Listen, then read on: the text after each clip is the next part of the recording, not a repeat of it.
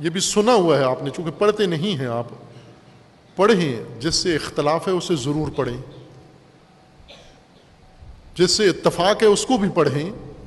اندھی تقلید نہ کریں نہ اندھی مخالفت کریں، اندھا پن دونوں میں نقصان دہ ہے، اندھی مخالفت بھی نہ کریں،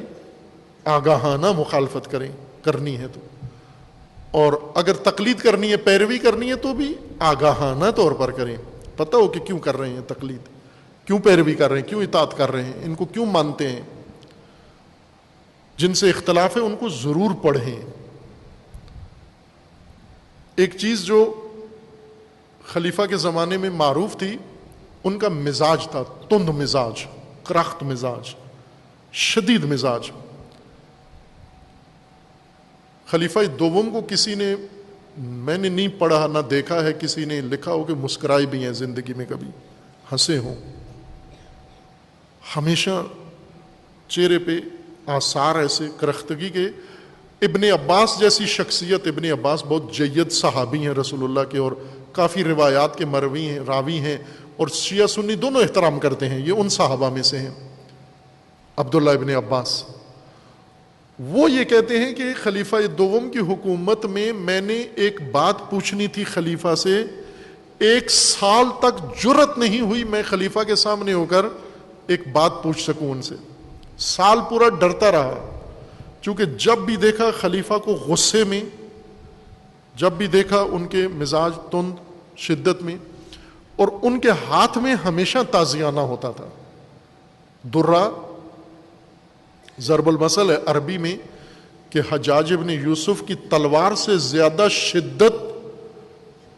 خلیفہ کے درے میں ہے، تازیانے میں تھی، یعنی اتنا حجاج کی تلوار سے لوگ نہیں ڈرتے تھے جتنا خلیفہ کے تازیانے سے ڈرتے تھے، اور یہ تازیانہ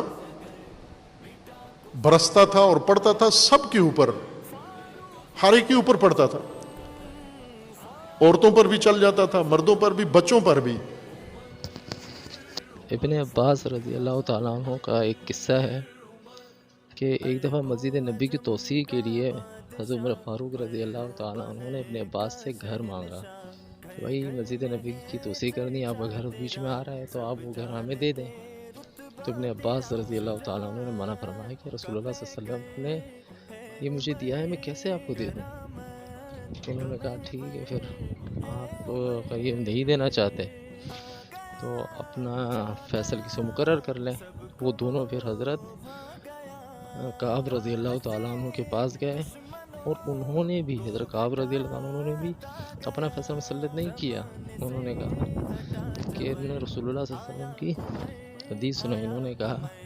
کہ نبی صلی اللہ علیہ وسلم نے فرمایا کہ حضرت داؤد علیہ السلام، وہ حضرت کعب رضی اللہ تعالیٰ عنہ نے بھی نبی صلی اللہ علیہ وسلم کی حدیث سنائی، انہوں نے کہا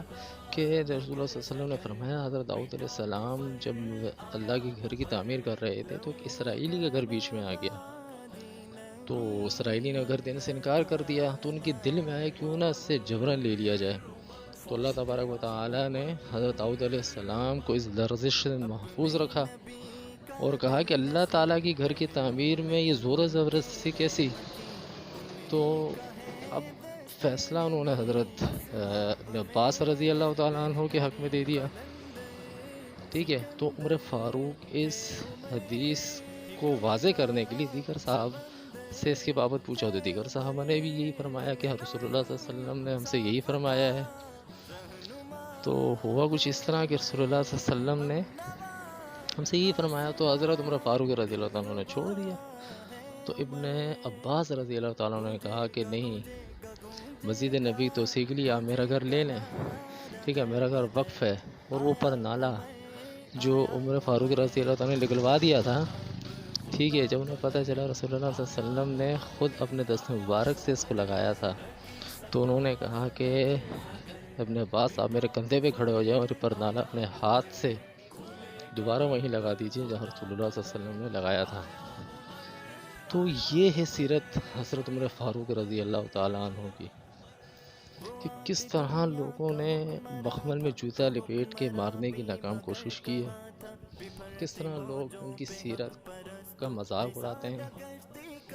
عمر فاروق رضی اللہ تعالیٰ عنہ کے متعلق ایک اور بات کہا کہ ان کا جو تازیانہ تھا حجاج بن یوسف کی تلوار سے زیادہ سخت تھا.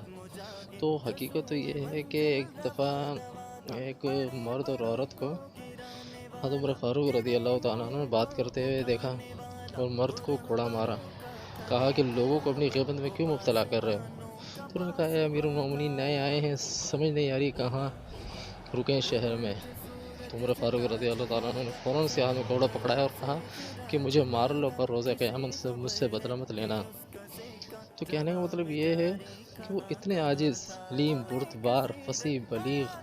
اور انصاف پسند تھے. یہ تو ہے انصاف ان کا. اب آپ خود سوچیں، وہ کہتے ہیں جی بڑے تو بڑے بچے بھی ان کے گھوڑے سے اور ان کے غصے سے محفوظ نہیں رہ سکتے تھے. کہاں کی باتیں. بس اللہ ہم سب کو نیک عمل کر کے اور دنیا اور آخرت کے اندر سرخرو ہونے کی توفیق عطا فرمائے، اور اللہ تبارک و تعالی ہم سب کو ہدایت کاملہ عاجلہ عطا فرمائے. السلام علیکم ورحمۃ اللہ وبرکاتہ. عمر عمر عمر عمر